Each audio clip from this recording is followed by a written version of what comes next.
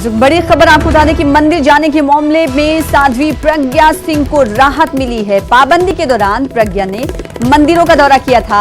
आपको बता दें कि इंतखाबी ज़ाब्ते अखलाक की खिलाफ वर्जी करने की पादाश में प्रज्ञा सिंह ठाकुर पर 3 दिनों की पाबंदी आयद की गई थी और पाबंदी के दौरान प्रज्ञा ने मंदिरों का दौरा किया था। पैम्पलेट बांटने की भी कांग्रेस ने इसकी शिकायत दर्ज की थी। प्रज्ञा ने इलेक्शन कमीशन को नोटिस दिया था और नोटिस का जवाब मांगा था और अब इलेक्शन कमीशन ने जवाब मिलने के बाद क्लीन चिट प्रज्ञा सिंह ठाकुर को दी है। आपको बता दें कि भोपाल की उम्मीदवार हैं, बीजेपी ने इन्हें भोपाल से उम्मीदवार बनाया है। एक बड़ी राहत, मंदिर जाने के मामले में साध्वी प्रज्ञा सिंह को राहत मिली है।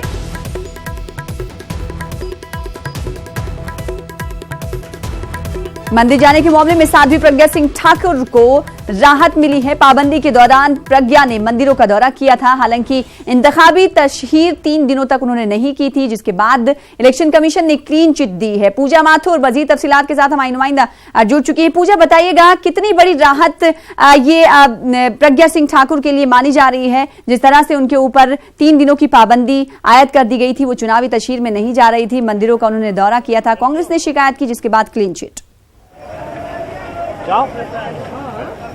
बिल्कुल, क्लीन चिट मिलने से यकीनन राहत है, क्योंकि लगातार 3 दिन आए हुए भी नहीं हुए थे साध्वी प्रज्ञा ठाकुर को और इतने में उनको 3 नोटिस मिल गए थे और लगातार फिर से चुनाव आयोग लगातार शिकायत हो रही थी कांग्रेस की और कांग्रेस की शिकायत पर साध्वी प्रज्ञा के खिलाफ फिर से इस मामले को लेकर के नोटिस दिया गया था। हालांकि साध्वी प्रज्ञा को इस मामले में क्लीन चिट मिल गई है। उन्होंने साफ तौर पे कहा है कि किसने बुकलेट छपवाए हैं उनके नाम के, उन्हें इससे कोई मतलब नहीं है और साध्वी प्रज्ञा ने कुछ भी ऐसा बयान नहीं दिया था मंदिर में जाकर के जिससे कुछ पार्टी के नुमाइंदे उनको वोट दें या पार्टी के हक में उनके पास वोट जाए। उन्होंने कुछ भी ऐसी बात नहीं कही थी। इस बात को लेकर के चुनाव आयोग ने सहमति जताई है और इस सहमति के साथ उन्हें क्लीन चिट दे दिया गया है। एक बड़ी राहत है, क्योंकि लगातार जिस तरह से विवादों में घिरी है साध्वी प्रज्ञा सिंह ठाकुर, इस तरह से विवाद आचार संहिता उल्लंघन के मामले जिस तरह से उन पर दर्ज हो रहे हैं, उन उल्लंघन के मामले में एक क्लीन चिट मिलना वाकई उनके लिए एक सफलता का विषय है। इसके बाद अगर उनके इंतखाबी तशहीर की चुनावी रैलियों की बात करें, सभाओं की बात करें, तो कब और किन किन इलाकों में वो करने वाली?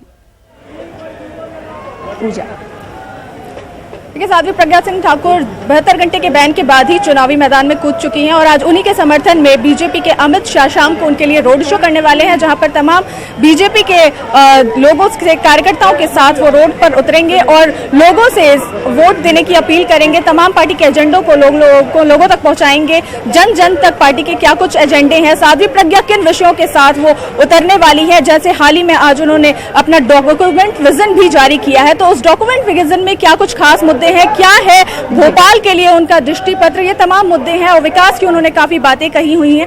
तो इस विकास के मुद्दे को लोगों तक पहुंचाने के एजेंडे के साथ ही आज अमित शाह रोड शो करते हुए नजर आएंगे, जहां पर लोगों से जन अपील करेंगे कि पार्टी के हक में उन्हें वोट दें। जी सना, जाहिर सी बात है, तो एक बड़ी राहत साध्वी प्रज्ञा सिंह ठाकुर को मिलती हुई नजर आ रही है, क्योंकि 72 घंटे की पाबंदी उन पर आयद की गई थी और उसके बाद इलेक्शन कमीशन की जानिब से क्लीन चिट दी गई है और आज उन्हीं के हक में भोपाल का रुख करने वाले हैं बीजेपी के कौमी सदर अमित शाह और साध्वी प्रज्ञा सिंह ठाकुर के हक में वोट मांगेंगे बीजेपी के कौमी सदर अमित शाह। बेहद शुक्रिया पूजा हमारे साथ जुड़ने के लिए, तफसील से जानकारी फराहम करने के लिए।